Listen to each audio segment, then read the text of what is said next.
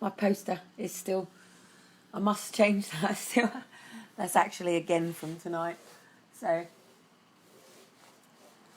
me just straighten that up. Anyway, it's Saturday night. I might have to move into the kitchen because it's a bit dark in here, and obviously the light in here doesn't give me much light. So I've been watching a really good video tonight while I was feeding and settling the boys, and it's helped me get some focus and perspective. And I made the decision today that it's time to really start sculpting like an arrow and putting my armor on like bulletproof.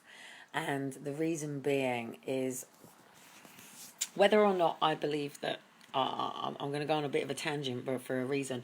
But also, by the way, I got Pete Parsons on side. Woof woof. If anyone, and Mickey Sutton and all that sort of people. So things are about to get even easier, hopefully, if they decide to completely run with this. But this is just because of Graham. I don't know if I've told. Well, if you don't know, I've mentioned Graham, who's still here. Graham's been coming in tonight, who's in a Roberts Centre here, and the Roberts Centre tried to evict him, saying that he was grandeur and had serious mental issues and stuff because he's been ranting and going on pretty much in the same way I have, but he actually is an aristocrat who was a producer for BBC,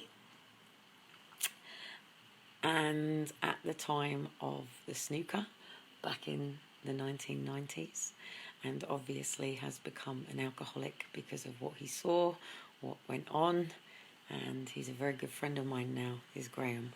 And I didn't know this when I first decided to sit down and get covered in urine, and still sat and chatted with Graham and let him get everything out and shout and rant. And obviously he has been quite a destruction to our community and neighbourhood with his rants and stuff, but it's been good and interesting.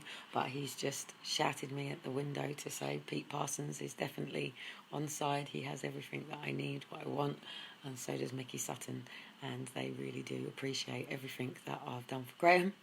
And we're just mating to now connect and meet up at a time that is suit. So if you don't know who Pete Parsons is, I've actually got his block up. So Pete Parsons, Dean's going to be pissed at this, but we'll either be together and it will work for him, or I'm still working and serving Dean as my potential husband, and I'm lining it up.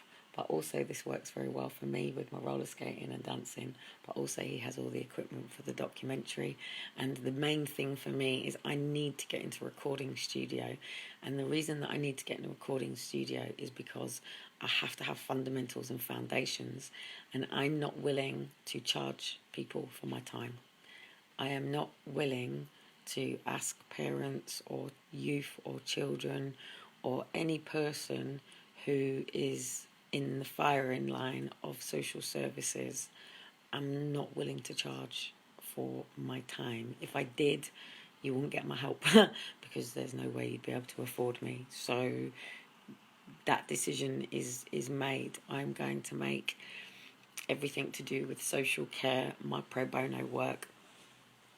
So now I'm going to have to go back to work for people who can afford me, and that means I'm going to have to go back into a world that I'm not sure who I trust.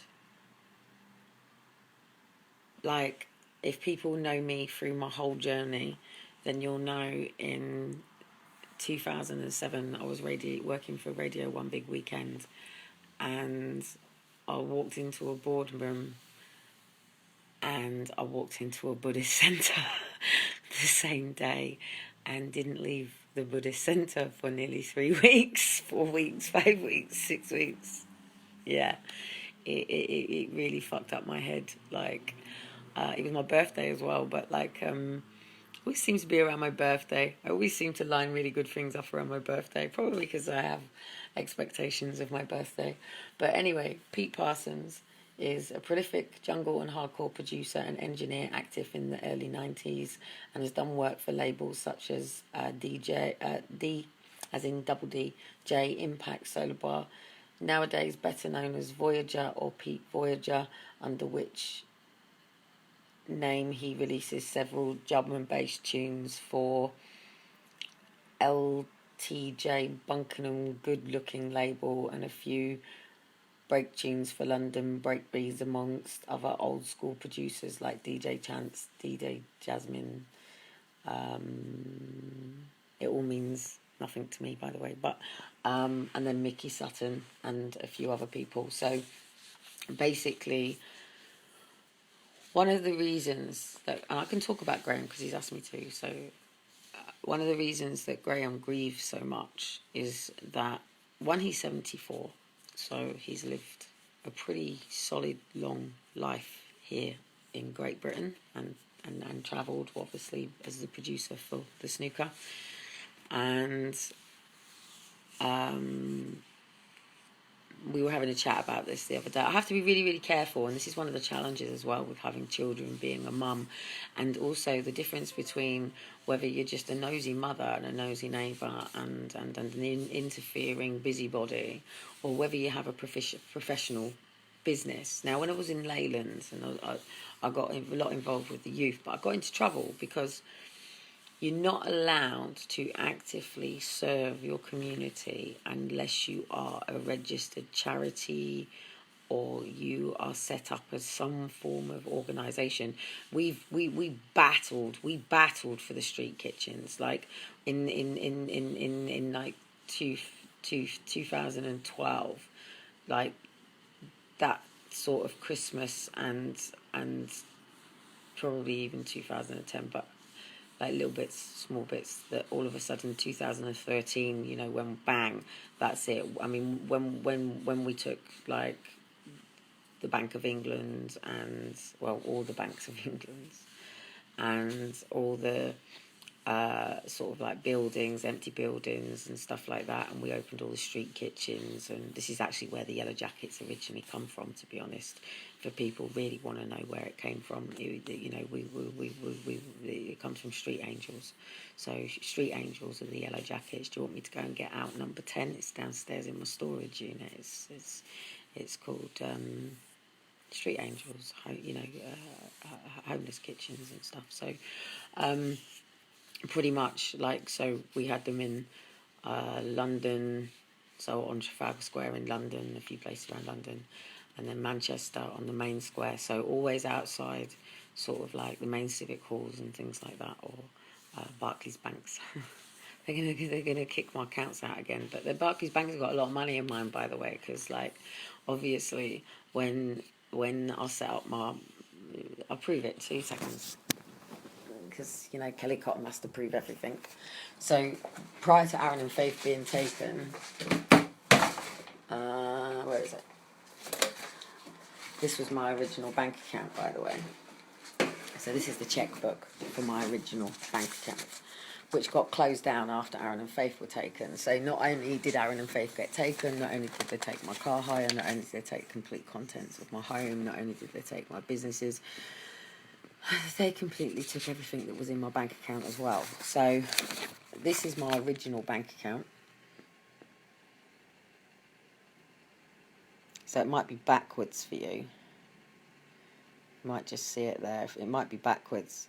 But what it basically says is Kellyanne Cotton trading as Challenge Britain.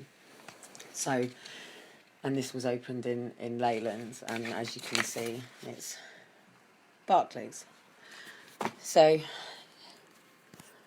obviously the director of a company doesn't deal with the accounts, it doesn't deal with the invoicing, it doesn't deal with it. All I do is I am like the inspiration of it, I am the visionary of it, I'm the pioneer of it, I'm the creator of it.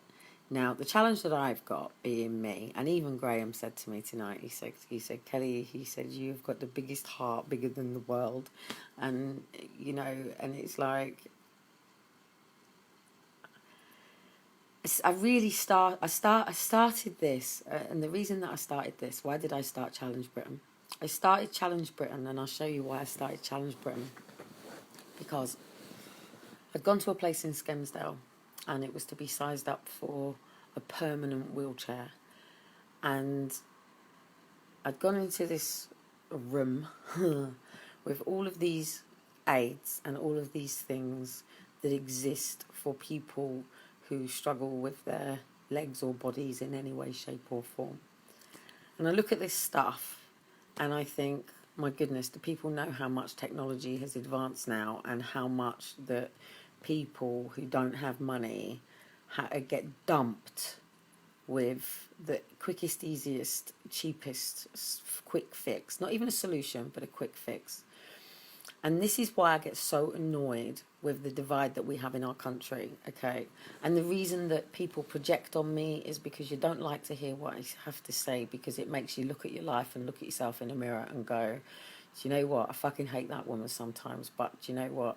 And you know, you'll never come back to me and tell me that actually in 2-3 years down the road that actually you might heed to what I've said, and or you might find it even saves your life at some point, as it has done for many people. But my job, my role, my position is to basically ignite that pilot light in you that either got blew out and knocked out or never got ignited in the first place.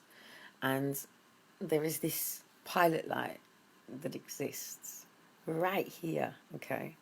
And it's going to be really difficult for people who have been immunised, but you can work on it and you can override it, because that immunisation, look, if your body exists every 6-7 years, and you do, I can tell you, you can go do your research. If you do not believe me, go study physiology, go study anatomy, go study, you know, how your body actually works, how it designs, how your entire system works.